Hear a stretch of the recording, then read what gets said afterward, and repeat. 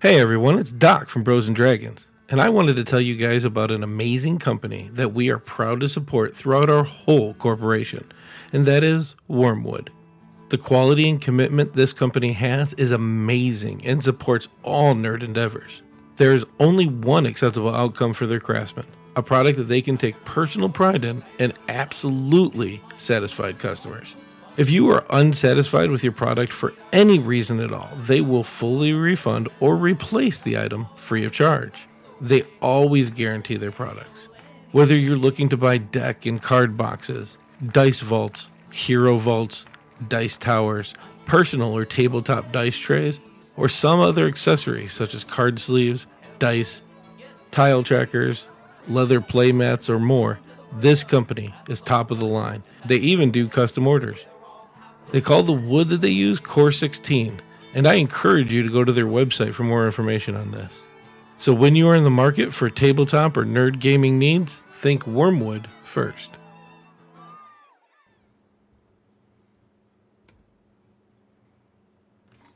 You're on, buddy. Hey, what's up? Hey, welcome to Stripping Down D&D. For those that were attempting to try and listen last week, sorry about all the technical difficulties. That's my bad. And honestly, I'll just put it out there. Tom asked me to. We had some technical handoff stuff. I wasn't expecting to be running it, and I tried to run it off my laptop here in the house, and it didn't work out real well because I needed to get editing done for the last installment of Bros and Dragons podcast. So that won't happen again because these guys are going to stop being mean to me and give me like 5 days to edit a podcast. That's plenty of time. Yeah, so, it was scrapped last week, but hopefully we can get through tonight without too many issues. We're going to go over Druid again, seeing as how that didn't work out last week. Druid, I just don't know Druid that well, to be honest. I won't lie. But I do have my player's handbook here, so, hopefully that'll be helpful. That's why you see me moving my head and hearing the stuff. Right? Yeah, I'm like digging around. First off, Druids are awesome, and they're underplayed. Sorry. Yeah, I think they're, I don't know, maybe it's just me, but I think they're one of the harder classes to play, and so that's why people don't play them too often. At least that's my guess. I know that's why I don't play them, because they just, I don't know.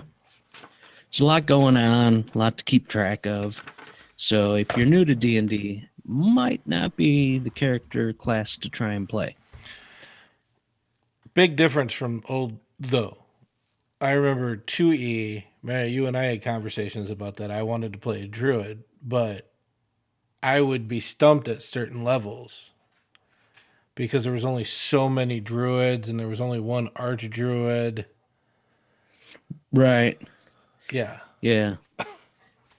Yeah, that was a limiting part to the druid. But with a good DM, they should be able to, work you into the story.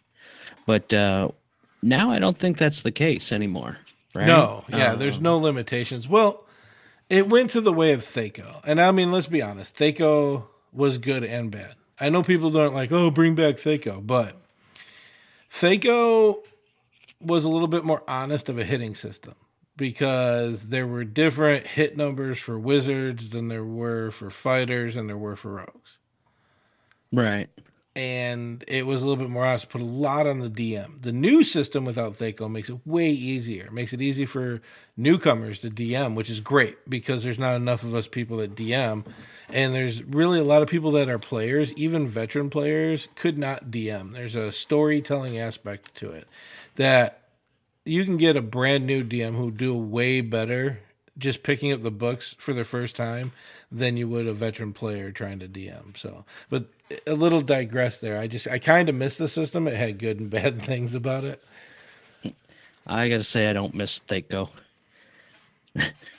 I mean, as a player, you're just playing one class.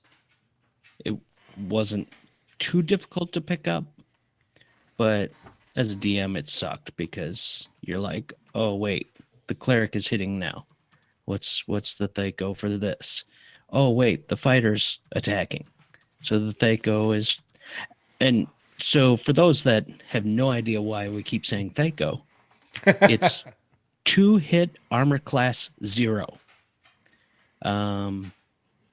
Now we're going to get into the whole armor class thing. So in the old edition, armor class was totally different than it is now. Let me interrupt you because literally it took me 5 seconds to throw you way off course. Right? Yeah, I know. We're way off course. So to put it shortly, AC was different back then, and you had this thing Thaco, and it was a big pain in the ass. But anyways, so back to the Druid. So where do we even start with Druid? So Druid is a nature class. They get their spells either from nature deities or directly from nature, depending on how you want to play your character. They get a lot of spells that relate to nature. They're protectors. Yes. The mythology of the Druid is, and I remember a lot of this, it used to be that you had to be human. I remember that. That was a class you had to be human to be Druid. They're protectors of the woodlands. They, in the new D&D campaigns that Wizards of the Coast is putting out, they're the Emerald Enclave of Dungeons and Dragons. They live in the woods. They worship the woods. I even think there used to be, or there is. I get my rules mixed up a lot. I do apologize. About not using metal, or had to be something nature wise, and it's just how it is with them. They commune with nature. Most of the time, they're way better with nature than they are with people. Right. Yeah. Yeah, and I don't know in the 5e if that's still a thing that they can't use anything that's metal. It's got to be all nature things. But I do like that aspect. I mean, kind of limits them in a way, but in a good way, I think. Well, yeah, and we used to joke about putting limitations on. Didn't you want to have a fighter who was allergic to metal at one point? Right. But yeah, if you think about that, that's a joke. But if you throw it on the table, but if you really want to play a druid and you want to bring it out, I think that's how you would play it. Your nature, everything about nature is what is you. Right. They're not. I mean, I don't know if you'd say they hate, man-made things, but they certainly favor nature a whole lot more than anything man-made. So you're running around with a metal weapon and a metal shield and metal armor just doesn't seem right to me. It doesn't sound very druid. Right? Wow, you say a lot. Yeah, I do. So, the other nice thing is the druid has 1d8 for their hit points.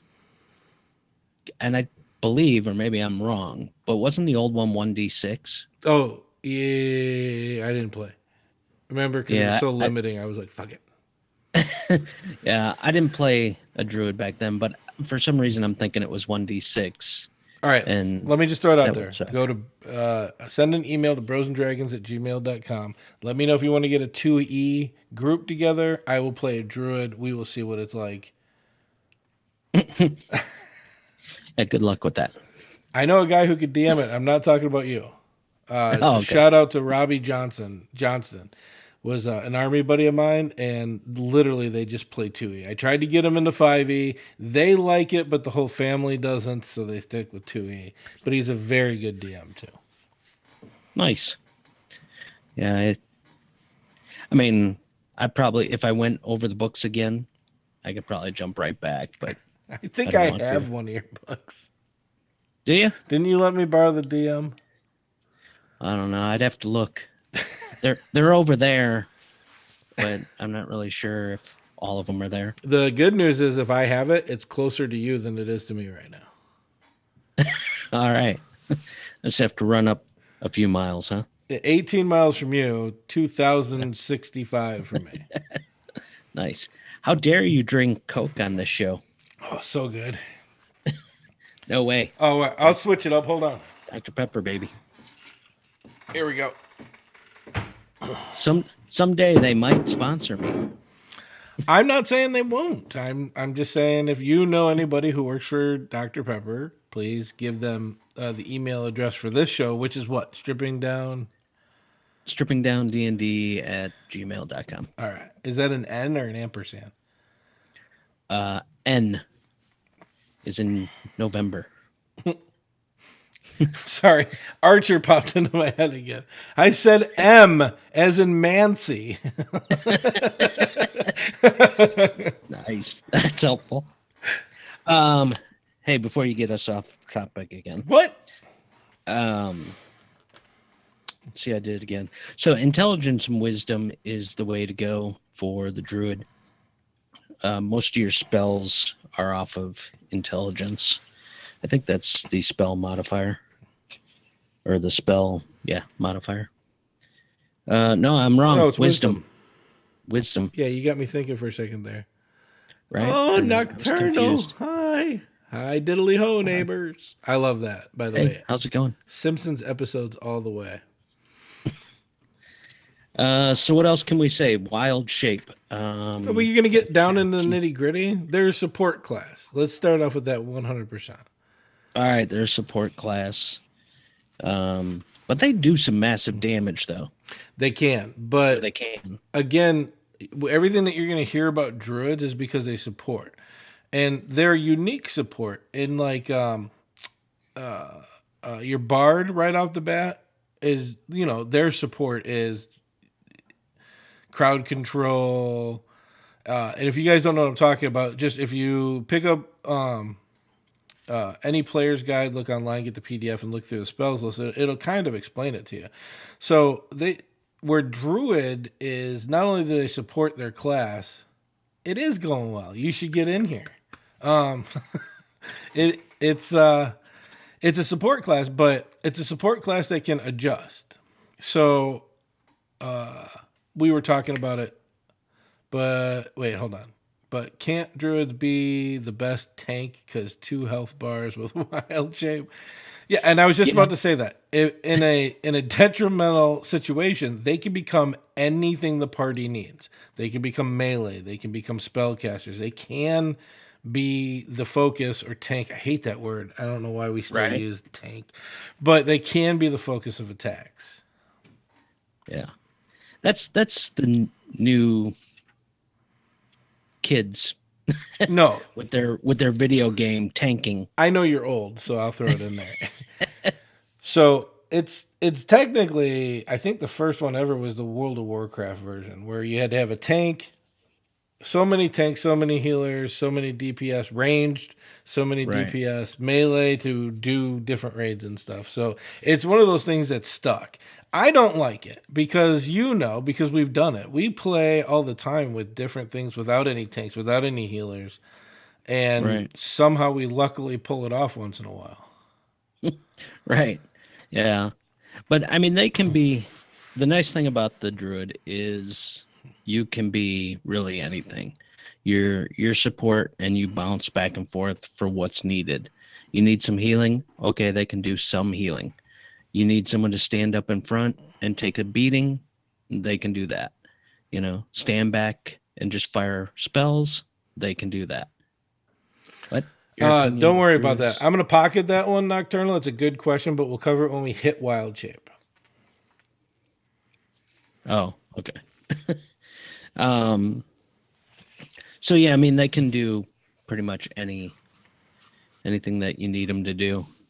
They don't get a ton of spells, but they can, they can do some really good spells. And so under proficiencies, armor.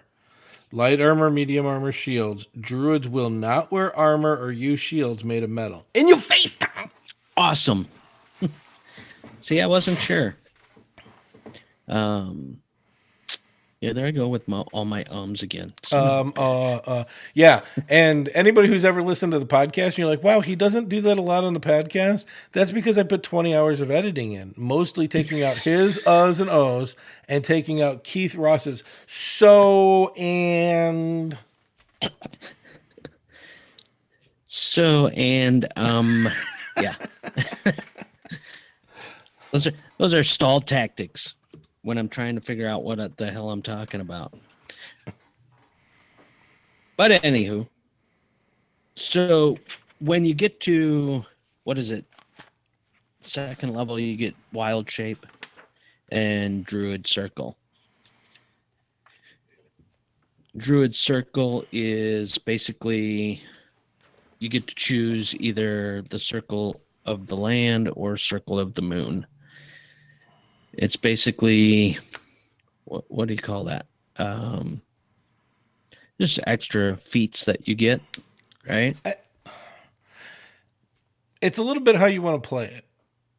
Right. Because if I remember right, moon is more spell casting. I'd have to go through this. Oh, it's the other way around. Land is spell casting. Correct. Moon is more like a guardian of the wild thing. Right.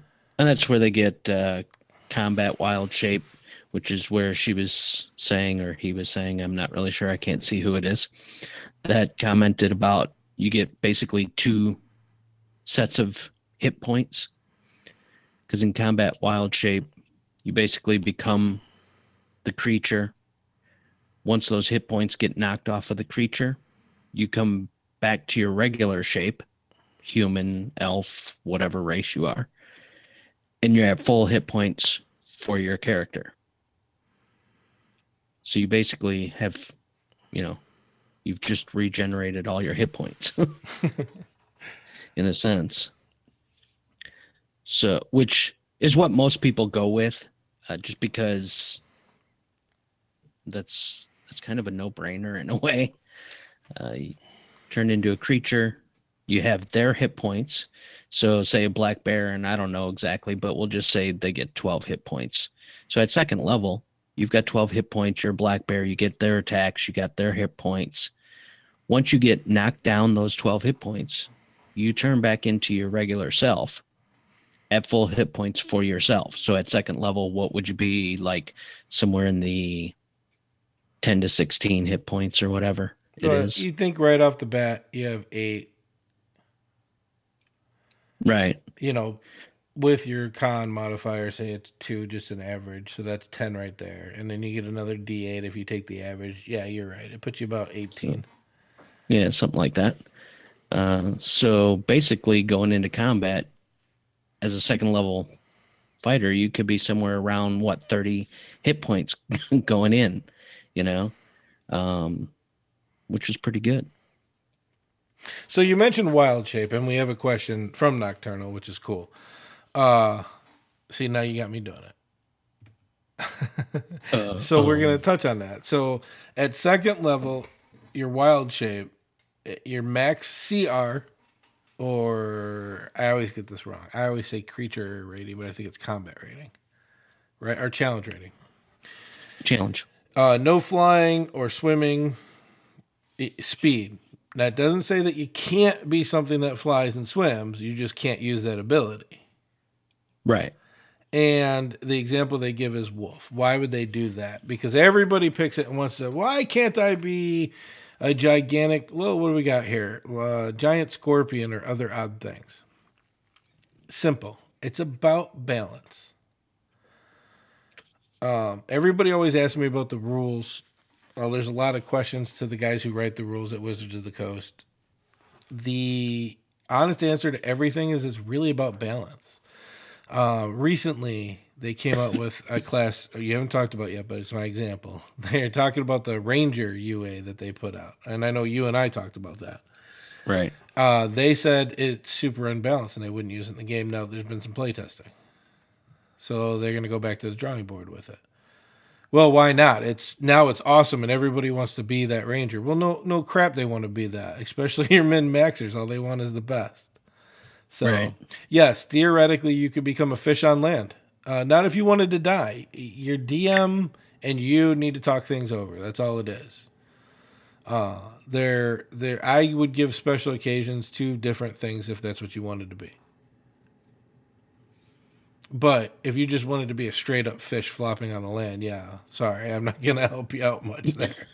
Right. I mean, you could sit there and flop around for a minute or two, Well, let's see. before you die. The rules of suffocation. Right? Oh, look at I got my DM screen really handy because this doesn't come up in my games a lot because people aren't trying to kill themselves. I got it on here somewhere. What is it? Do you remember off the top of your head? Something about each constitution modifier gives you X amount of seconds before you start to suffocate. Close. A creature like can that. hold its breath for 1 plus their con mod minutes. Really? Jesus, I can't even do that. When it runs out of breath, it can survive for a number of rounds equal to its con mod at the start of each turn. It drops to 0 hit points and is dying. So 1 plus your con mod. You go through all of that. And then once you're in your con mod, you actually are at 0. And if you go those rounds, you're dead. And Right. that's permadead. So you probably get through what? As a fish? I don't know what their con is. I'm going to guess 0. Guess what? I got a monster manual. So you're going to be at like 3 minutes or 3 rounds, I should say. And then you'll be dead. I don't think they have just straight up fish now that I picked the book up. Nah, I don't If they think so. do, it's in the back of the player's handbook. But as a DM, if you told me fish, I'd probably give you a 0 con modifier because I'm thinking fish probably don't have very good constitution. Frogs are -1, so let's just go All with right, that. there you go. So I was being generous. So if your con mod was 2 and you have the -1, that means 1 round you're dead. Right. But yes, to answer it, because I know theoretical questions are usually just way in the ether. Yes, you could be a fish on land. You just can't swim. Right. Which is kind of odd, but yeah. To be a creature, like a hawk, but you can't fly. Kind of defeats the purpose. Well, it's because people take the pseudo dragon a lot True. because they have that sting, and everybody wants to sting. So anywho, Circle of the Land. You're getting more spells, but they're based on what type of land your druid is from, which you get to choose from a list of 3, 6, 8: Arctic, coast, desert, forest, grassland, mountain, swamp, underdark. And then whichever one you pick, you end up getting some extra spells at 3rd, 5th, 7th, and 9th level. Right. Did Sweet just join us? Sweet Yes. is here. Hey, I how's it know. going? Hi. I made it safe. I made it sound. I'm so sorry Yay. for being late. No problem. So Sweet, we I don't know if you've been paying attention, but we're into. Why is it doing that? Give me a I second. don't know. You know what? This is what happens when Damien's not around. There we go. That should hold it. We were just talking about getting into the nitty gritty of druids, and like I said, if I play again, I think I'll become one. So relating to druids in terms of permadeath, if I were to include afterlife as part of the game, and I do that actually, the sort of way possible return from death, would they become one with nature or go to Ethereum? It's how you want to play it. But I'm going to tell you this one right now because I get this question a lot. Hi, Sweet. Hello. I get this question a ton, and here's my answer to it every time. If your players know that there's no chance of them being permanently dead, they're not going to have as much fun in the game. Or they're going to mess around a lot more. I'm not worried about the messing around, but you are right. They will do that more. But nobody wants to play any game where there's no chance of me failing. You know what I mean? Right. Right. There is no God mode in D&D. Yeah. So, yeah, and I think if you don't, if you have players that think, well, my character's never going to die, they're just going to do stupid crap because there's always going to be a way to save them.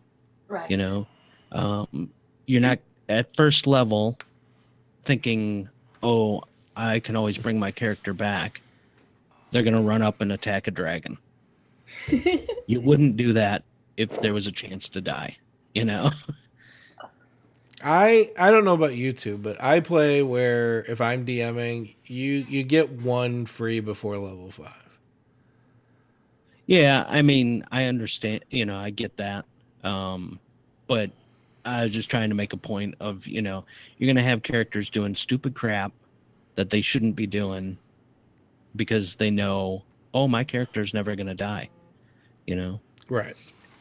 But it really sucks when you put, all the time and effort into a character, you get up to 10th level and the character dies. It sucks, but that's part of it. Yeah. You should have played smarter. Not only that, it's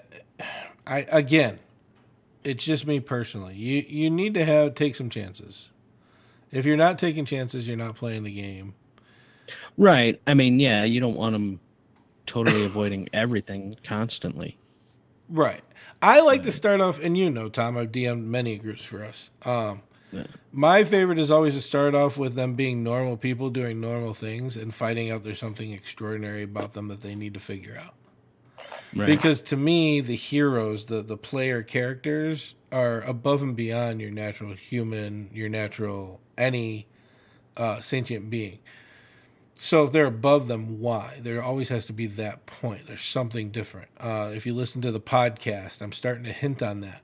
There's something about these group of guys, these retarded, dumb people that run around and don't finish any damn quest I put out in front of them. Well, I mean, and so we're way off topic yet again, as always. But I'm so shocked. I have to throw it out there. So you say, these player characters, or these characters, I should say, are extraordinary. Well, if you think about like just your abilities, so the average person, human, elf, whatever class, their ability would be like around 10, right? So if you have somebody who's 18, that dude is exceptional at whatever that might be, whether it be strength, charisma, intelligence. I mean, he's way above the average person. No, and I agree. So. And all I kept thinking during your whole speech there was your average Joe character you made. Right? He was...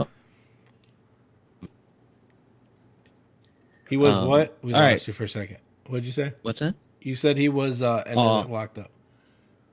He was awesome.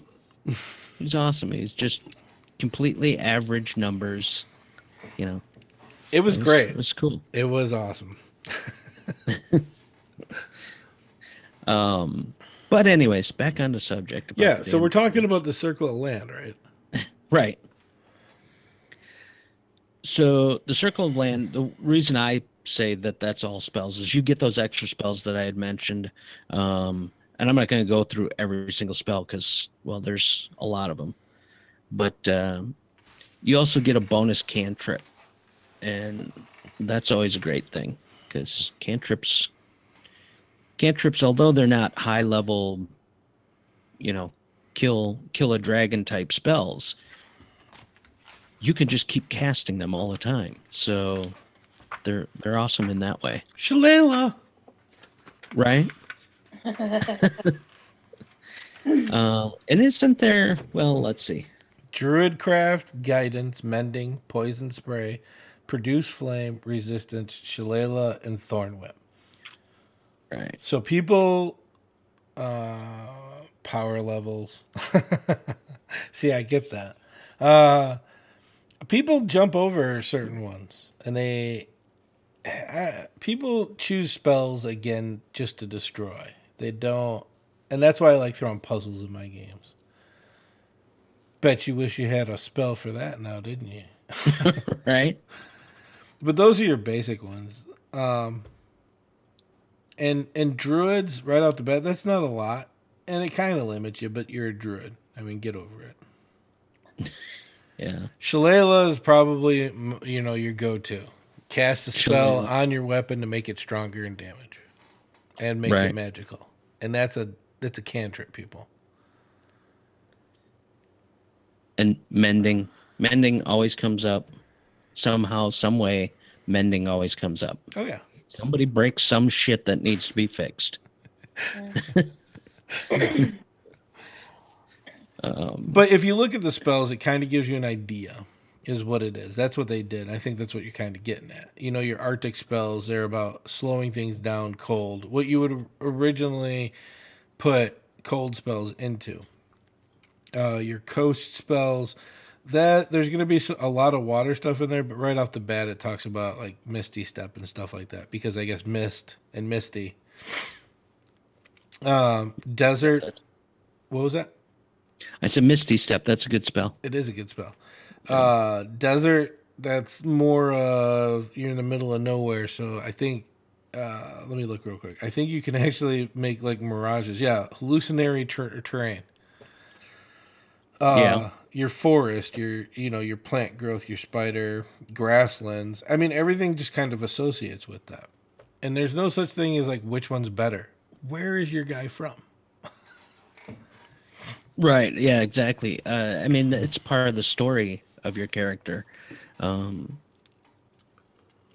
pick it based on where you think. What am I trying to say? The story is going to be put. So, for example, I made a ranger, and I know already that they're not in the mountains, but that's what I chose for my favored terrain, just because I think the story will go good. So in this, where you're picking where your druid is from, don't necessarily pick where you think everything is going to be at, but what's a good story for him Yes. or her. Or where you're starting. I mean, if you're a druid and you're linking up with this group, it doesn't hurt to be like, oh, we started in a desert, so obviously I'm a desert druid. Or we're starting near a forest, so obviously I'm a forest druid. That's part of the story. It's the same thing.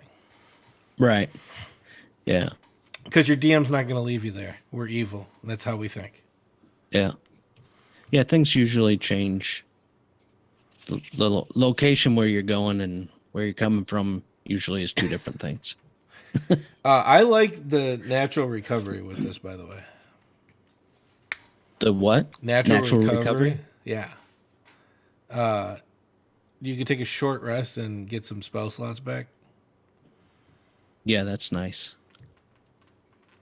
Yeah, especially when you don't get that many, because what do they get? I was just thinking the same thing. 2 to start, 3 to Yeah, 3 two, at second level. 2 first levels, 3 first levels, and then it finally on third level is 4 and then 2. Right. So with not too many spell slots, if you can get those back on a short rest, that's awesome. And But yeah, I talked about circle spells. Sorry, I jumped ahead. that's right. But then you have Landstride, Nature's Ward, Nature's Sanctuary. Those are all different things, that you get as you go up in levels. Landstride's cool. That's that difficult terrain one. Doesn't cause any extra movement anymore. Right. And then you can move through it without taking damage if it's non-magical issue. Oh yeah, that you're trying to go through. and if you're a DM watching this and you're not using that, you're gypping your players. If they can't run into a thorn bush on accident. Right? Because how many times have you been out in your life in a forest area? Wait, and got Are stabbed. you talking by, about us old people? right? Because I remember we used to go outside and grab these things called sticks and try to draw a perfect circle in this thing called dirt. Right? Running around in the forest preserve, getting stabbed by thorn bushes. Hell yeah. Those were the good old days. What were the briars? What were the briar Oh, patches? yeah, the stick all over your clothes. And they were like these. Sorry, we digress. We're druids at heart, people. Right? um yeah, I don't know a whole lot more to say about the Circle of the Land. Well, Nature's Ward looks cool. You can't be charmed or frightened by elementals or fae, and you are immune to poison and disease. Always awesome. Oh my god, I just thought of it. Somebody's going to be a goddamn dragonborn fucking druid at 10th level. Ugh. And Nature's Sanctuary is their 14th or what their top level for your subclass. When a beast or plant attacks you, they have to make a wisdom saving throw. They have to choose a different target if they fail. It's kind of nice. Sucks for your allies Nope. because instead of hitting you, it's going to hit them. That's why in 2E, I remember you had to be neutral, too. It was another thing we were talking about. Yeah. I mean, not that you might care, but the rest of the party might care. As long as I survive, what does it matter? Right? The old Kinder. Yeah. Ah, Kinder. You all right? Sweet and I could talk about Kinders forever. Hey, I personally love it, so that's just me. Moving on. Have you ever played a druid? Sweet. I created a druid for a game, and I'm gonna remake her into a rogue because I'm staring at this going, I have no idea how to play this, and I'm fairly certain I'm gonna hate it. But I am set in my ways, guys. I'm sorry. I try to branch out, but it's just like, yeah. But I mean, I'm already a warlock that can't thieve, and they're all doing, you know, they're burying bodies and not looting them, and I'm getting pissed off. So having two characters in that game that don't loot would just drive me bananas, and yes. So at least one of my characters have to care. That's awesome. I'm sorry. It's just, it drives me crazy, and the DM's like, you're sitting there running in a notebook. I know, please, guys. Oh, I hate it so bad. So I mean, it's a game. Yeah, it's a 5e game where we have 30 players, and people go, who can play this day? Did you say 30? 30 players. The fuck is wrong with your DM? Is he a masochist? No. It's a type of game. I forget what it's called, but he says I can play on this day. Who can play? And people go, I can, and he picks 5 from those group, from people who can, and then we play with those 5. Oh Jesus! I was just picturing one dude DMing with 30 people in the fucking living room. Right? That sounds like what?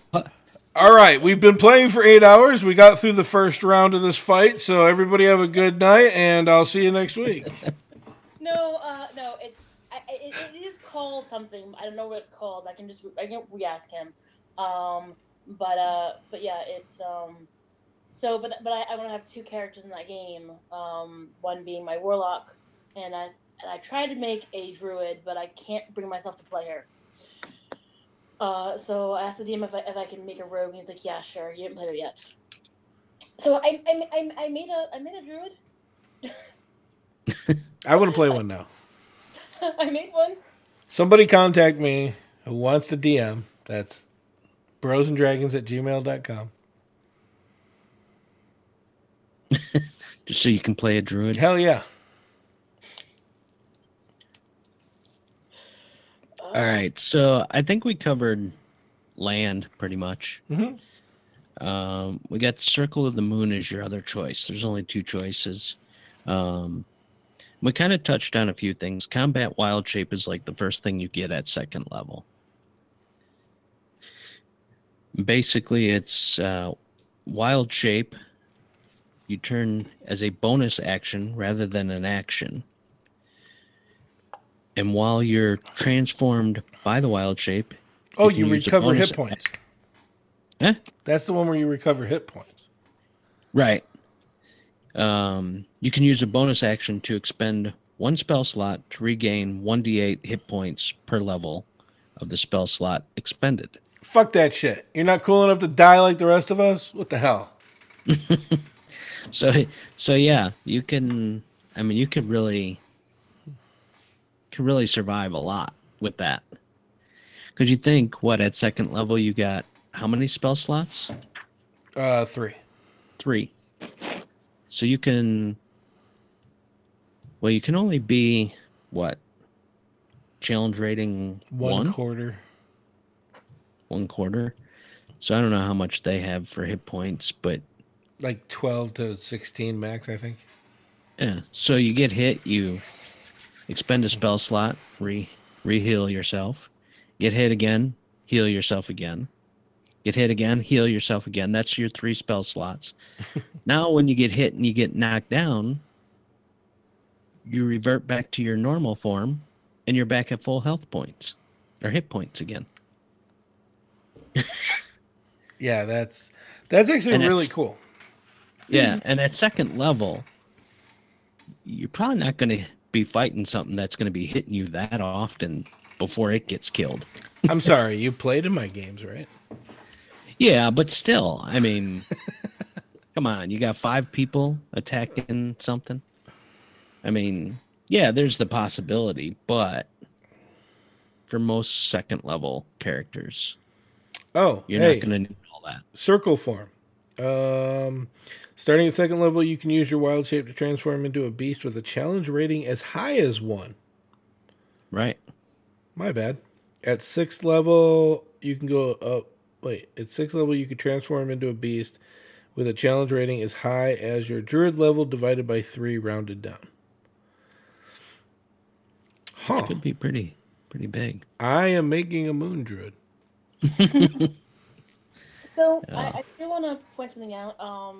I had a friend who was DMing a game, 5e game, and he had played a session, and then he came back to me. He's like, "Sweet, all right, explain something to me." And so what his player was doing was she had took Moon Druid, and she was doing Wild Shape as a bonus action. Period. So she was doing Wild Shape to be a cat, and then turning it into like a mouse, and then turning into a parrot, and then turning again. And he's like, and she's like, it's in the book, and he couldn't find it, so he let her do what she was doing, and then I get a call from him. He was like, all right, explain this to me. And again, I know nothing about druids, so I read the book, and I was like, no, it's instead of an action, it's a bonus action. And he's like, explain that again. So You're talking about how you can use it twice. No, I'm talking about that you still only get your limited amount of changes. Right, that's what I mean. So you can use it twice, and every short rest. But she was doing it like in the same scene constantly as a bonus action. She wasn't limiting herself to the amount of changes she could do a day. I get what you're saying. So okay. and I had to sit down and explain that to him, which of course me know nothing about druids was like, let me read this and see if I can put it into words. So if any of your players ever do that, it's wrong. So as a player, and I know you got something, Tom. Give me 1 second. As a player, always read before you choose your subclass, because all that stuff That's your main stuff. If your subclass changes anything, it'll tell you what it changes. If it doesn't say it changes any of that, in this instance, you get two per short rest. It does not say in combat wild shape, and you get to do this anytime you want to. Right. It just changes the full round action to a bonus action, and that you can gain hit points while you're in wild shape. And if you're a DM, actually make sure you understand what your players can do. It's also important. Because then, True. then I get that phone call. Going, sweet, explain this. Yeah, so I was just going to kind of clarify for myself and maybe anybody else that didn't understand. So basically, you get to do wild shape twice between short rests. Yes. So what I'm understanding is this girl was playing a druid, and if there was, say, a combat scene that played out that took 4 rounds, she would, in the first round, use her bonus action to change into a cat. In the second round, she'd use her bonus action to change into a mouse, which both of those work fine. But then in the third round, she'd use her bonus action to change into a dog, Right. which is not allowed. She's already used up her 2 times that she was allowed to use wild shape. Right. Okay. Yeah, that's what I thought you were saying, but I just wanted to make sure. And she kept doing it. And it wasn't in combat. It was trying to get through a house from one house to the other house. See, that's iffy ground. As a DM, I might allow that. To just wild shape at will whenever you want to, instead of limited by 2? Yeah. Oh. If it pushes the story as a DM, and I'm talking about me. So there's raw, rules is written. Mm-hmm. Yeah. I don't give a fuck about raw, honestly. If it moves a story or it's something cool or I don't understand why we limit people to stuff that's made for more of a combat thing. It's to make everything equal in combat. But if you want to turn into a cat to try to get through stuff, yeah. As a DM, I might allow that to happen. But also as a DM, most of my players know I'm a dick. And there might be something in that wall that's going to kill that cat like a raccoon. And then you become your normal shape inside of a wall that's not going to give. Right. You take that chance. But if it's part of the story, like here's this puzzle that I've created and they want to try to use something because it comes to them. I'm all If it's for it. Yeah, if it's a really good idea and it fits the story, and I may twist the rules a little bit and just let them know, that okay, I'm gonna allow it this time because it's a great idea, and you came up with a great idea, and we'll go with it. But in combat, using my wild shape more than twice, no, that ain't gonna happen. But because you could also argue the point that, okay, short rest, so we went through this one room, I want to change into this animal now because I think it'll fit better for this situation. Oh, well, you got to wait, you got to have your short rest before you can do it again. Okay, well, we'll sit down in this room and rest then.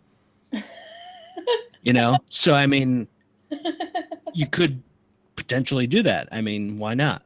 Let's sit down and rest because I need to change into this other animal, So to keep, like he says, keep the story moving, I probably would allow it, but I would let them know that this is why I'm allowing it, so that they don't think, oh, well, now I can do it willy-nilly whenever the hell I want. But you brought up a good point. And it's hard as a DM to try to remember what every class can do, and especially if you're a newer DM. Mm-hmm. So, and again, there's raw, and then there's flavor. And for flavor text, I would totally allow something like that, where you're trying to get through houses and something, and you're not in combat, and it's a puzzle. I have no problems with stuff like that. That's just me personally, though. Don't take that. I don't want anybody watching the show on YouTube later on and jumping to their table and being like, "Well, DM Doc says no." Your As go ahead. as one of our famous sayings, talk to your DM and see if it's allowed. Yeah, Right. but DMs like flavor text. That's why we write our story. And Right. we already know writing the story, you're going to do something that we weren't planning for. It's just part of the game. Oh, Tom does it on purpose because I used to do it to him all the time when he was a DM. Right? But if you give me like this little flavor text, I'd be hard pressed to say no. You would have to give me a damn good reason to be like, no, you can't use one or two things outside of combat. You know what I mean? To move a story. Right. And I think, I mean, the big thing with that is, the player is saying, oh, well, it says I can do that in the book. Okay. It sounds fishy to me. Where does it say that? Show me where it says that, And then if they show me where it says it in the book, then I'll be like, oh, okay, I guess, we'll work around that. But if it's not in the book, then you're certainly, need to tell your player that doesn't work for my story, or, okay, we'll let it happen this time because it works for the story, Right. But yeah, you're right. The way the rule is written, what we're talking about here, is combat wild shape only allows you to up the CR of what you're changing into. It allows you, instead of as a full round action, use it as a bonus action to change into something. And gives you the temporary hit points, but it does not increase how many times you can do it. At least not right off the bat. I think level 14 it does. At level 14, I think you can do 1,000 it. forms. Is that what it is? Yeah, it's called 1,000 forms. You have learned to use magic to alter your physical form in more subtle ways. You can cast the alter self spell at will. So that's not wild shape necessarily. That's just alter self. No, it's Archdruid, level 20. I'm sorry. You can use wild shape an unlimited amount of times. But that's level 20, not level 3. Yeah, at level 20, that's a whole different story. But what I like about the Circle of the Moon is the elemental wild shape. At 10th level, you can expend 2 uses of your wild shape at the same time to transform into an air, earth, fire, or water elemental. I am So totally again- making a fucking moon druid. Yeah, because that would be awesome. Did I make? And you get all their powers, too. So I mean, that's pretty badass. Oh, yeah. Somebody get in contact with me. I want to be a damn moon druid. Which we did skip over. 6th level, you get Primal Strike. Yeah, whatever. That one's stupid. Which is not. But it could be helpful. Because This is a balancing act. This 6th level Primal Strike, before you even mention it, is a balancing act. Well, because at 6th level, at the CR 5 and 6 levels, things start becoming resistant to non-magical weapons. Right. So that's crap-tastic. I'm just throwing it out there. So what it does is it gives you, when you attack in the wild shape form, your attack, how is it worded? Counts as a magical attack. So it gets through the magical resistance and immunity that some creatures have, which it is to balance it. That's because a good DM, by the time you're level 5, you have at least one magical item. Most of the time, it's some plus one bullcrap weapon, so that you don't have to worry about those resistances. Right. And so when you go into wild shape, you would need that, I guess. But don't skip over, and we're not going to read it here. In the player's handbook, right after 1,000 forms, at the very end of the druid thing, there's a green box. Everybody goes through and finds out what they can and can't do with their spells, but they never read the first 3 paragraphs before creating, and usually whatever little dynamics are in there.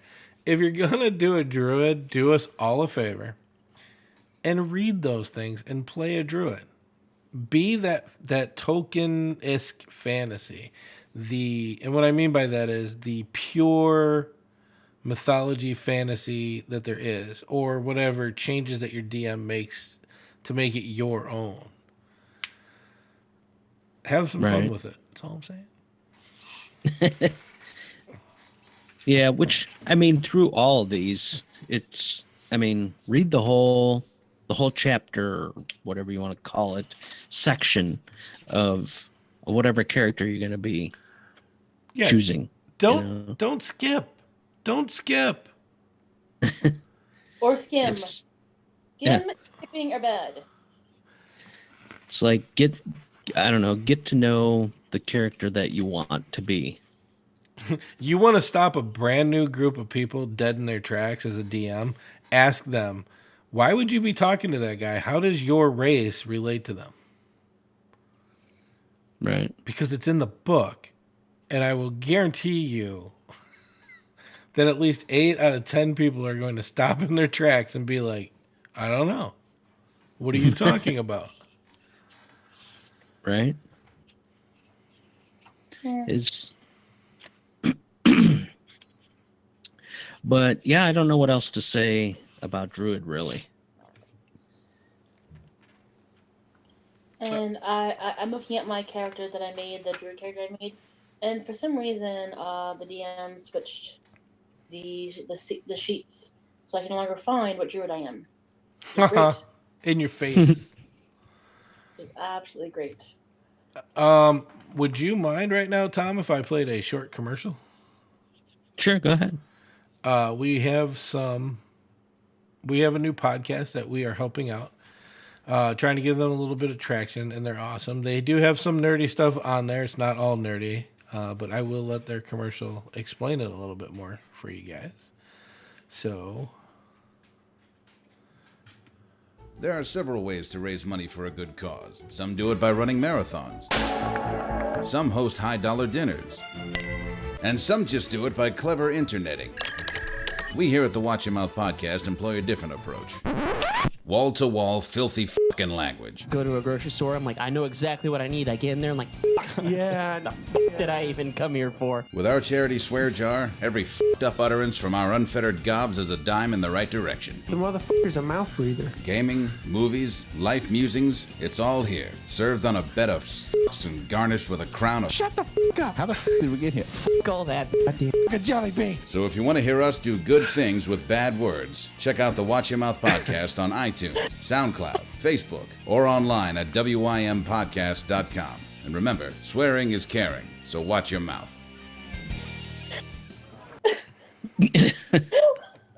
So these guys are fucking amazing. And right now they're in a new, what they call semester. They do like 10 weeks or 10 episodes or whatever. And whatever they put in the swear jar, they give to a charity. Well, this time around, they grabbed Fisher House. And anybody who's military understands how amazing Fisher House is. I'm also going to say right now that I haven't figured out the amount, but Bros and Dragons will be donating to their swear jar to make it a little bigger for them, because Fisher House is amazing. And if you don't know what it is, just go look it up. So sorry. Thank you for allowing me time for that commercial. I just want to plug them as much as possible because they crack me up.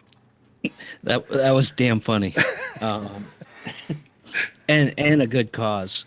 So yeah, no, that's awesome. The last one they had was like big cats. They vet all their charities. They make sure that they're highly rated, that a lot of the monies are going to the actual charity. They go through the process. So, oh, awesome. Yeah, cool. Go back at it. So that pretty much wraps up Druid. I don't know if anybody has questions. You can send it to us. Let us know in the chat here. Check us out next week, and we don't mind getting off subject because it happens every 5 minutes. So, What? We are always 100% exactly where we mean to be. right? So we can always go back to Druid and answer questions. And I guess we're going on to Fighter, which should be pretty short because Hey, is that a a dwarf fighter. joke? no, it's a gnome joke. Halfling. Halfling. Thank you. Is the shortest race. In your face, Tom. Halfling fighter. Awesome. So I don't know with fighter. I mean, what's there to say? You fight. No, it is so much more than that. You need to read the first 3 paragraphs, you jerk. Well-rounded specialist. Trained for danger. These are usually people that fought as soldiers, that were city guards, that just wanted more for their life. So after they, and you can play that however you want. We had a fighter that was a deserter from the military. And then, Oh, yeah. Yeah. So you can play it however you want. Go nuts. It's a good time. Fighters are a great class. First off, fighters are usually the first class that you play when you first get into D&D. Yeah. It's just what it is. If somebody comes in brand new, I've never even played an RPG before, somebody like, I don't know, John Sika, where we will just throw a fighter at him and he will go knock down doors with 25 kobolds and get your ass surrounded. Exactly. When the player comes in and he's looking at the dice and he's going, why are they all different shaped? Fighter might be a good idea. Or if they don't get into the magic thing or they're not into the mythology thing, it's, all that cool stuff is not always what people look at. Right. John's admitted it. You can kind of get into some magic with the fighter too. Later on, sure. Yeah. But that just depends on what you want to do. But it's a good starter class. It's a great class, period. Yeah. I mean, it's a great go-to class. I don't care who you are. Unless you're 100% I want to be a magic user, fighter is in a rotation. I have a fighter I rolled out here recently. Nice. I hate to keep this straying. Well, but that's because that's the way you play characters in such a way that your magic users, your rogues, the people that are a little bit more persuasive, that's kind of where you go, Sweet, which is cool. That's your gameplay. Me, I'm fully eclectic. You can ask anybody. You can make a character, throw it at me. I will play it, and I will figure out a way to be good with it.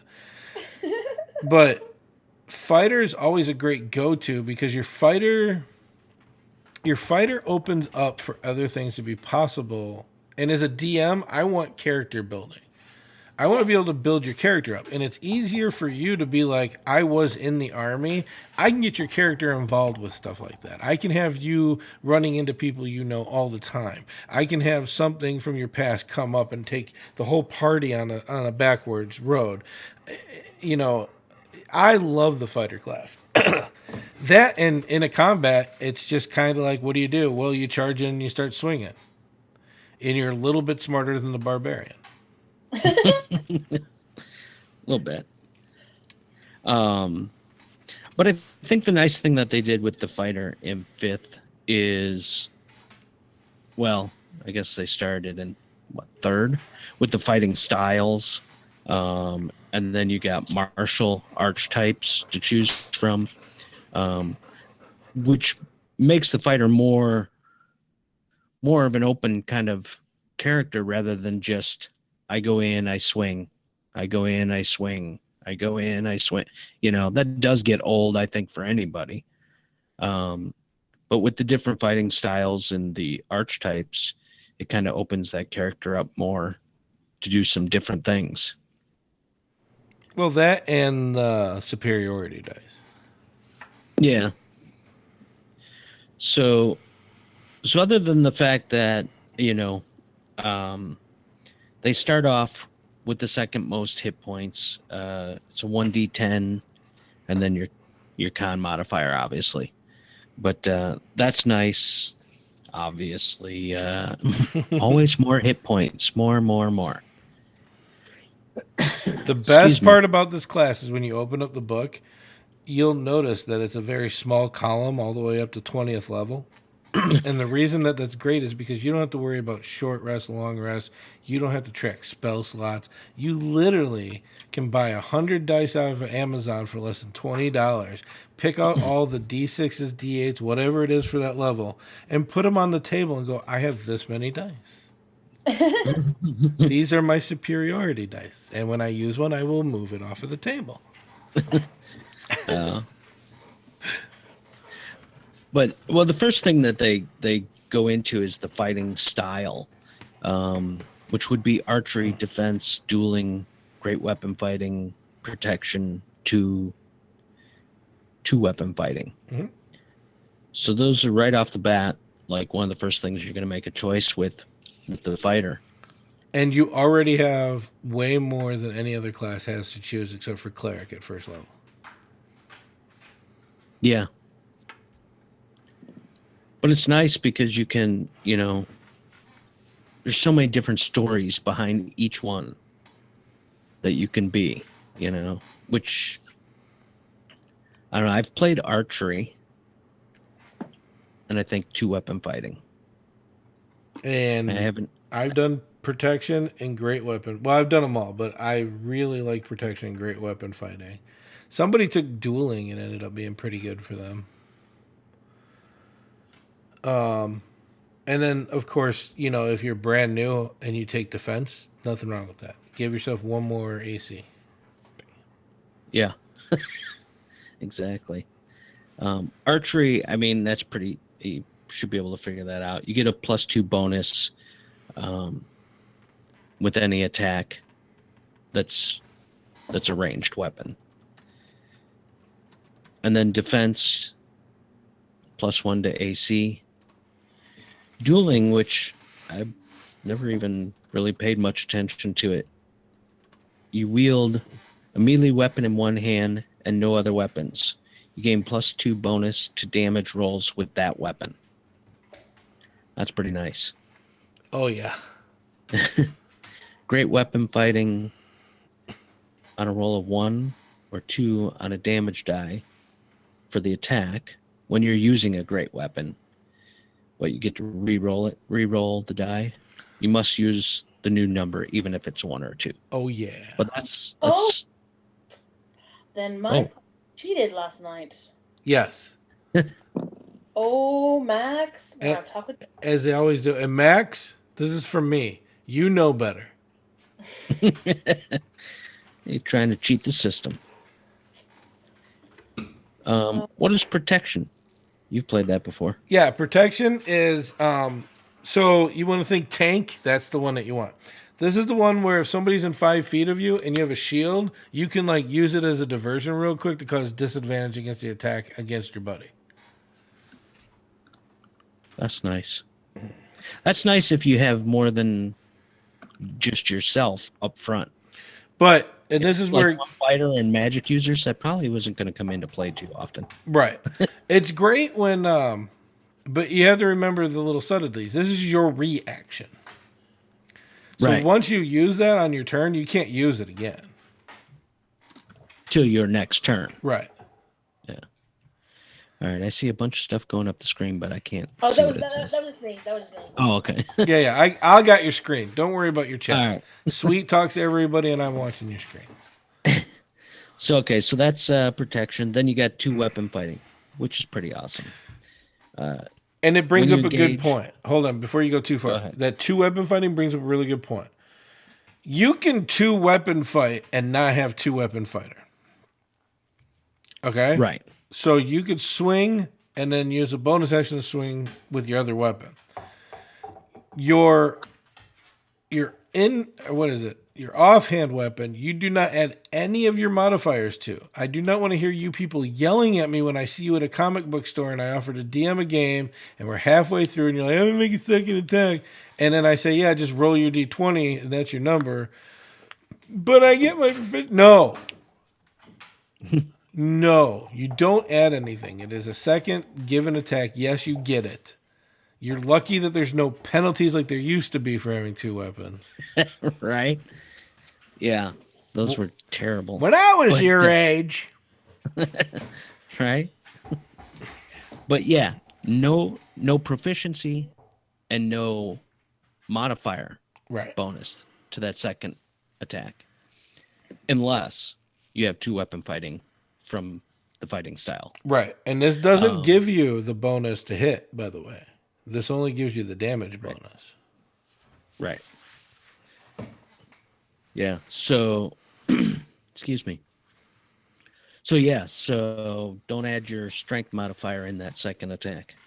Jerks. But, yeah, so those are the different fighting styles. And that's how you can really kind of make your story, you know? Why is he protection? Why is he archery? Whatever. We'll play that into your story. Then they get second wind, which I need. Oh, You need to quit smoking. yeah, whatever, Mom. So second wind, you can draw and protect yourself from harm. On your turn, you can use a bonus action to regain hit points equal to 1d10 plus your fighter level. I can't believe you read that. Second wind, you get to have a hit dice for free. The important part is plus your fighter level, not your constitution modifier. So when you're level 10, that's 1d10 plus 10. Awesome. If you make it to level 10. Right. With all those hit points, you should make it fine. You know Gary Gygax, the inventor of Dungeons and Dragons, when he got Yes. to about 10, he used to just retire it and move to the next, make a new character and move on. Yeah. I cringe. I love my characters too much. I put a lot. And what people do? Well, he didn't. His thing was to get to max level with that. Any of the games, even though it was in the game, was saying that your character was going to risk their life for their whole life, instead of like at some point be like, no, I think I'm going to retire now, and become an NPC and help other adventurers. And yes, I just made a Jack and Coke, people. By the way, Jack Daniels, if you want to sponsor this show, Tom's not going to say no. Right? I think that's a good point, because once you get so high of level, unless there's there's got to be a really good story going on, you know, and you got to have really good role play going on. Otherwise, you're just throwing monsters at characters over and over and over and over and over and over. And think about my game. By the time you hit level 10, you're like, fuck it.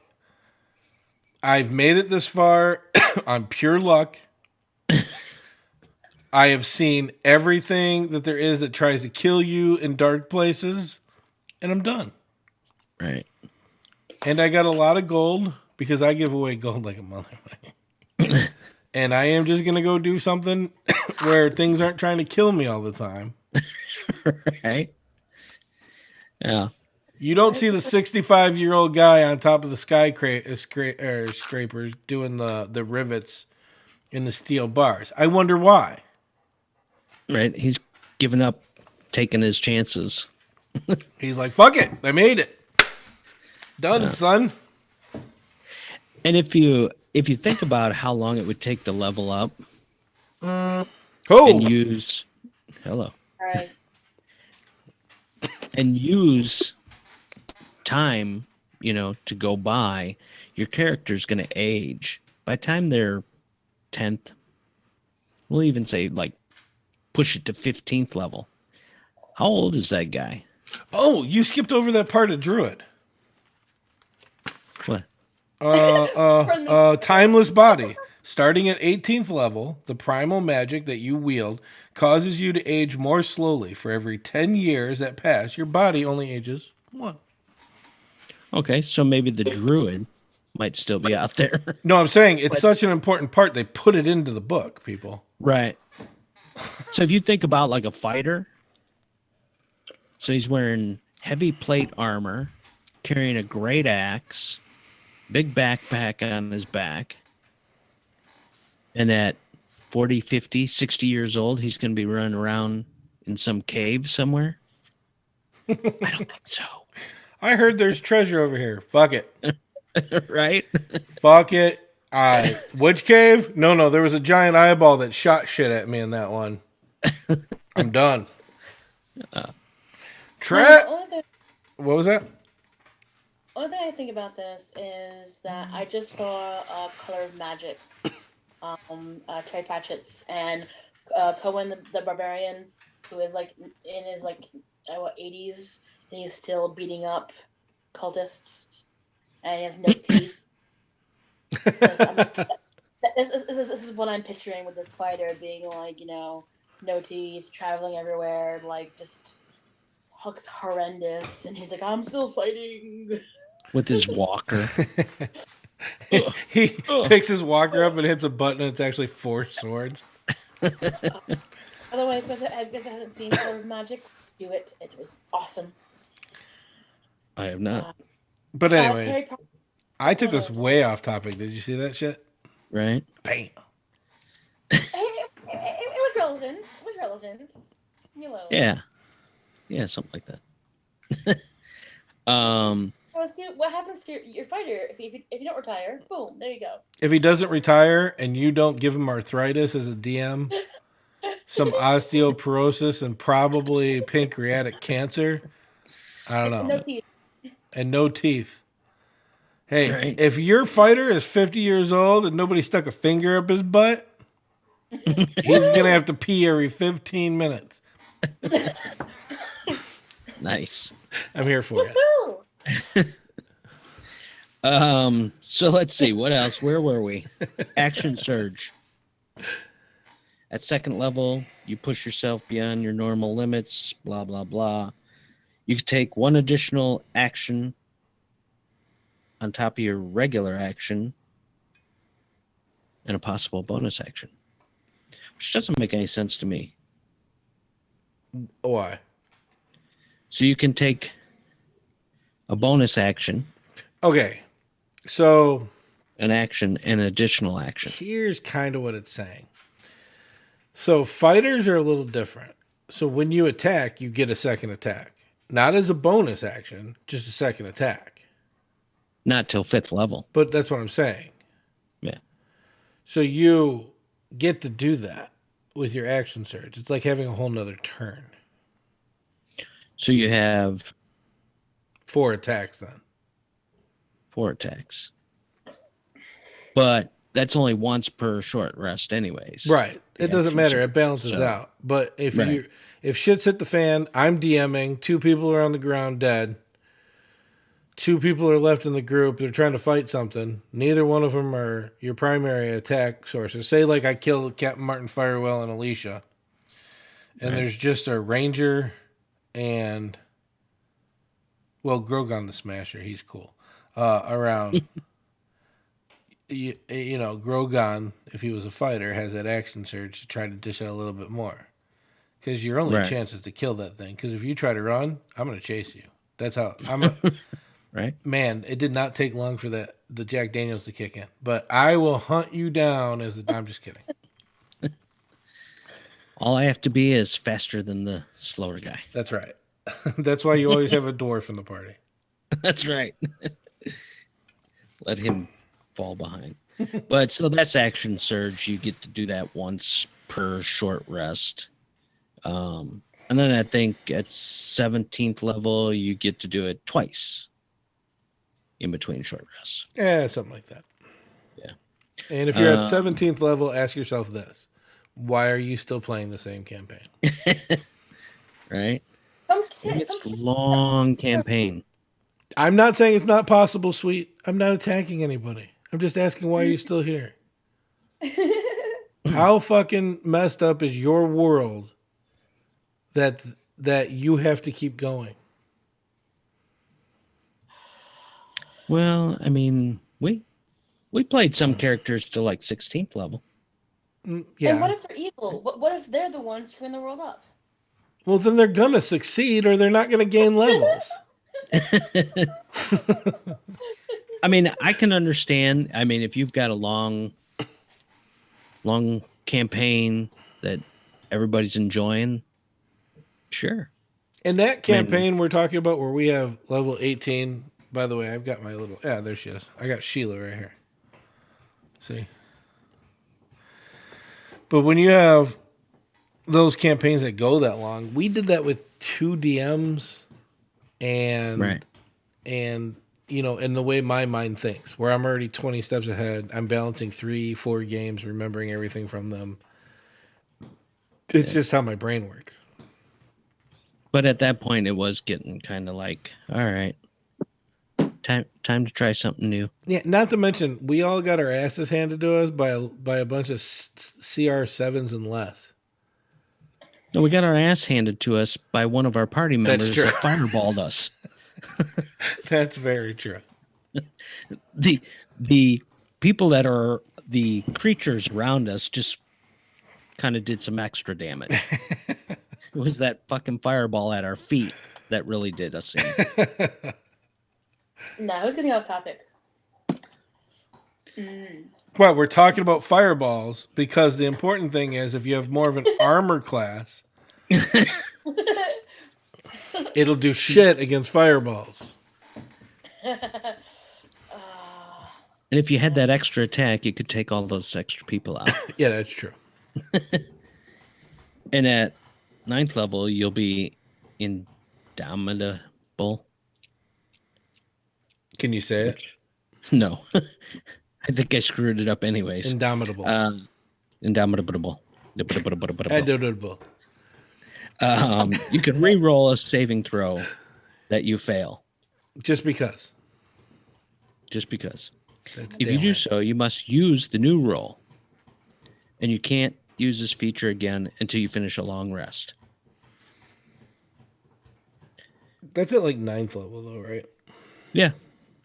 But we were over 9th level, and missing our save really did us in. So we could have re-rolled. I think Xana was okay. Yeah. She was in bear form being choked out, or somebody was trying to grapple her while she was in bear form. Yeah. That's exactly. Yeah. But so that's kind of a nice feature. You miss a saving throw, and it's like, you know, it's going to, you know, really do you in. You might want to re-roll it. Of course, if you re-roll and you re-roll a 1, well, then you're still screwed. But yeah. Thank God there's no such thing as a critical hit or critical miss on ability scores, huh? Right? That would really suck. But we kind of skipped the part where you can choose your martial archetype, which happens at 3rd level on a fighter. Yay. And that's where you get to choose champion, battle master, and Eldritch Knight. First off, if you take battle master and you're not brand new at the game, all right, we understand. You really don't want to think about it. I'm just kidding. So the first one is champion, which is the best. Focuses on the physical power of your character. What'd you say is the best? I've been drinking. Just keep going. Where you get things like improved critical, where on a 19 or 20, it's a critical hit rather than just 20. Remarkable athlete at 7th level. What else you get? Which one? Additional fighting style at 10th level. Heck yeah. So again, those fighting styles, you can choose now a second one. Superior critical at 15th level, which you get a critical on 18, 19, or 20. And then the 18th level survivor. Again, don't know why you made it this far in the campaign. At the start of each of your turns, you regain hit points. Which is crazy. It's awesome, but kind of sucks in a way. You figure at that point you would just retire with your cleric buddy and go start a town somewhere. Right. Then you get or you can choose Battle Master. Which is good, by the way. I've been drinking, so I was joking. I actually do enjoy Battle Master because this is where your superiority dice comes in. Yeah. What you get: maneuvers, superiority dice. I don't really understand the saving throw whole thing, but Some of your maneuvers require you. I'll read out of the book. I can do you, Tom. Some of your maneuvers require your target to make a saving throw to resist the maneuver effect. It's kind of like throwing fireball, except it's a maneuver. The DC for that is 8 plus your proficiency plus either your strength or dexterity, whichever one's higher. oh yeah. Yeah, I forgot there was DC all involved in that shit. Because That's why I never played that, because it was like, oh man, I'm never going to remember to use any of these abilities. well, it's because if you were to do it like every other spellcaster and made it Intel, Wisdom, or Charisma, you would totally be at a disadvantage, Right. no matter where your level was. No, I'm just saying so your maneuvers, there's, I don't even know how many, at least 10, more than 10. I'll count them. All right, you count them.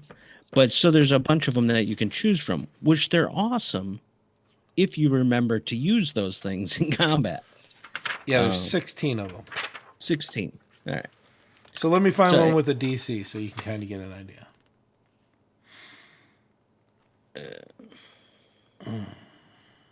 Here it is. Pushing attack. When you hit a creature with a weapon attack, you can expend one superiority die. Man, you can tell I've been drinking. To attempt to drive back the target.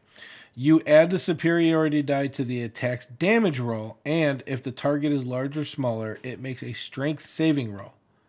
So that saving roll is that DC we were talking about earlier. On a failed save, you push the target up to 15 feet from you. Right.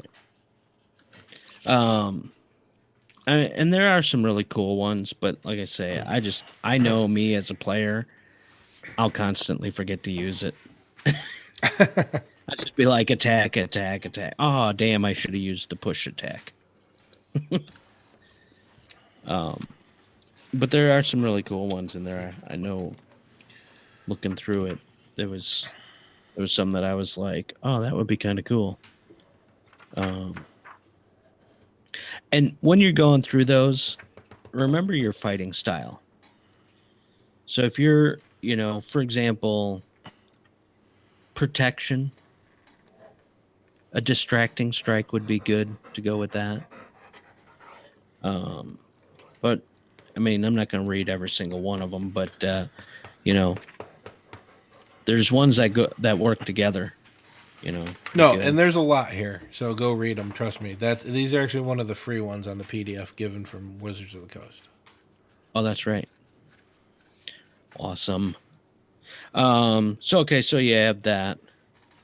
Then know your enemy at 7th level. If you spend 1 minute watching the creature or observing the creature, you learn like the best tactics to use, things like that. And then your DM, should maybe give you a helpful insight that will help you in the upcoming battle. I make them roll. I think there's like 7 or 8 things in the book. Yeah. So I make them roll a D8. A 1 gets Yeah, you 'cause- nothing, 2 gets you the first one, 3 gets you the second one. So what is it? You learn strength, dex, armor class, Constitution, something. what level they are, yeah. But so yeah, you'll learn something about them like that, and that will hopefully help you. Improve combat superiority. Whatever. Superiority. And I've been Thanks. drinking. I still can't say it. 10th level, you get one of those dice, which is D10. At 18th level, you get D12. Oh, yeah. And then there's the whole list of the maneuvers. Relentless. Relentless. Sorry, at 15th level, You get one back. when you roll initiative and have no superiority die, you get one back. So that's awesome. And then Eldritch Knight. So earlier when we said about you can get some spell casting, this is where it's at. As Eldritch Knight, you get some spells, not very many. And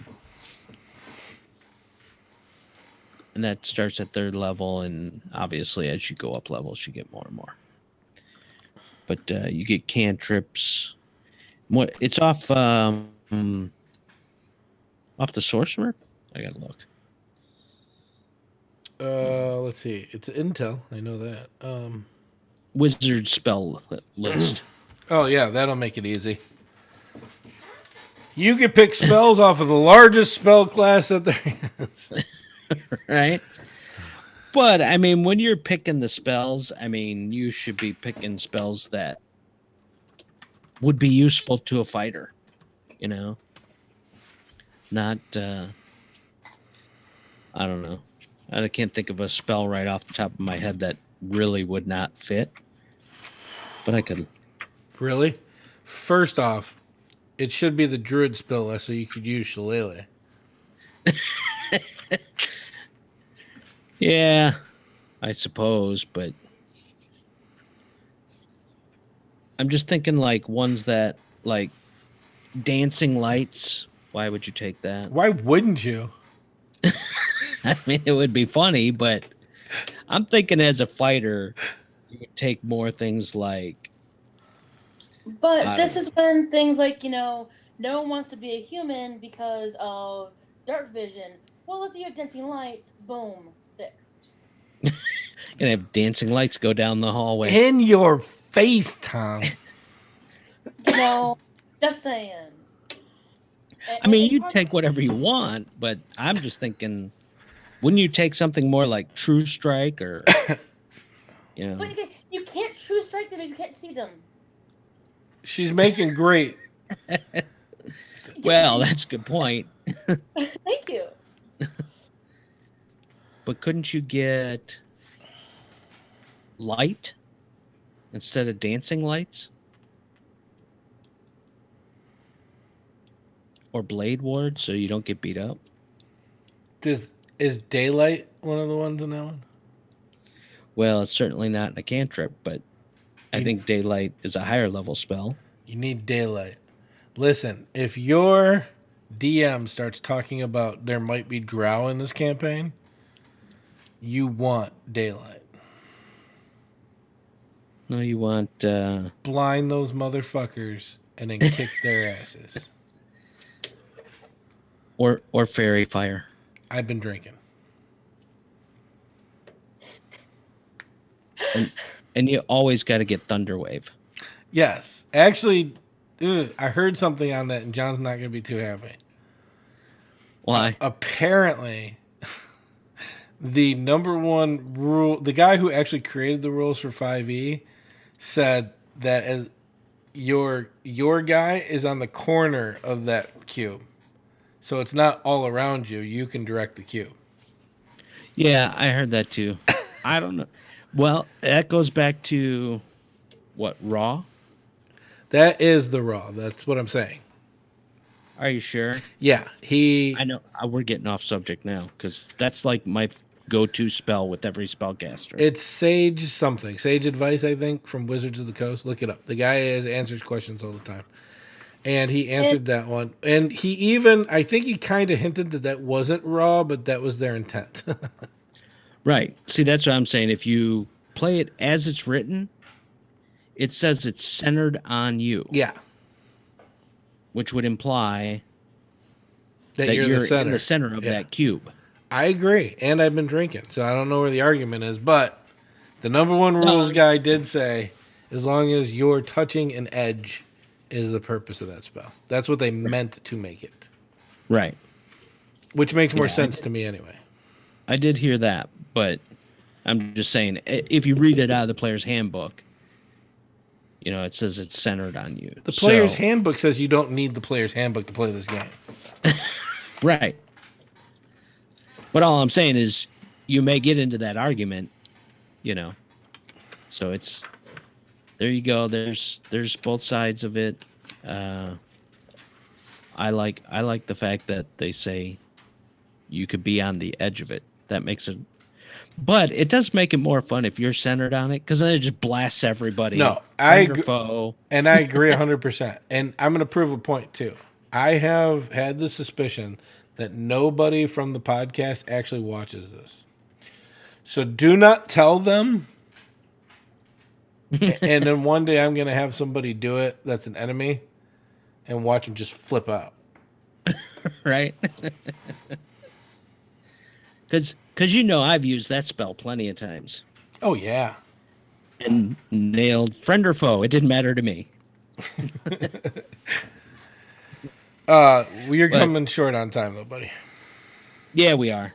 All right, so quickly, so the Eldritch Knight, you get to choose different spells. You get limited amount of spells. But it's a good way if you're interested in casting. You may want to start here, because then you can at least get a taste of spells. Get your toes wet. Right, exactly. But you got War Magic at 7th level. But you can use your action to cast a cantrip. You can make one weapon attack as a bonus action. Did you pass that weapon bond? Oh, I did. Weapon bond is the coolest thing in the world. You do a ritual, as the weapon has to be within range. You do this ritual, and then as soon as you touch the weapon, it's bonded to you. You cannot be disarmed. If it's in the same plane of existence, you can call it to yourself. I don't remember everything on this one. Huh, that's pretty awesome. You Yeah, can if you have up to 2 bonded weapons, but you can only summon one of them a day. Yeah, you can't be disarmed unless you're incapacitated. Same plane of existence. As a bonus action, you can cause it to come to you. It teleports instantly to your hand. I'm picturing throwing, bonus action, come back. Yeah, no, this is great. Yeah, that's pretty cool. Eldritch Strike, 10th level. When you hit a creature with an attack, the creature has disadvantage on their next saving throw. Arcane Charge at 15th level.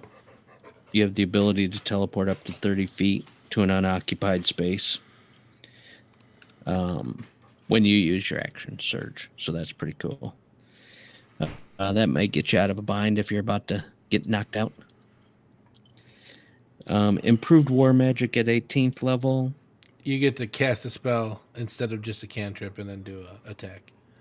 Right. That's pretty awesome. Eldritch Knight, when played correctly, is great. Yeah, I've never played one. The problem is that all the people we know that have played them are people that we had at our table, which I think for a while the game was, let's see if we could do something so fucked up the DM says no. Yeah, pretty much. So we kind of jumped through Fighter there at the end, but I mean, you get the gist of it. Again, if you have questions, shoot us either an email or hit us up on Twitch or whatever. And that's any questions, like not even just Druid Fighters, any questions. Yes, please, shoot us questions. We will answer Yeah. you personally and then get it onto the show when it becomes relevant, or if we've passed it, we'll mention it. But it's past Tom's bedtime. But That's go right. ahead, sweet. What were you going to say? I was like, and it'll make our actual off topics still be on topic. Technically, Then we yeah. can Because we're we can answering blame it questions. on it was a question somebody sent in. Exactly. So this question, yes. So you'll be helping us out.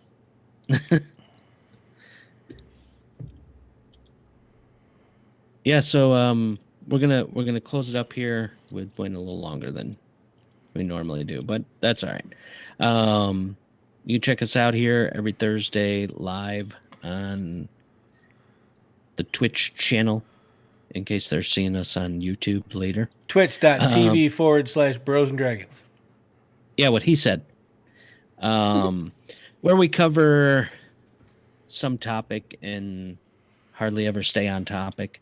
But I appreciate you coming on, Sweet. Appreciate it, Doc, coming on here and running this for us. Yeah, get a better And- computer so I don't have to. Yeah, I'm working on it. I like to be drunk right now, running around the house naked, rolling D20s. Great. Just make sure your camera's off. Wait.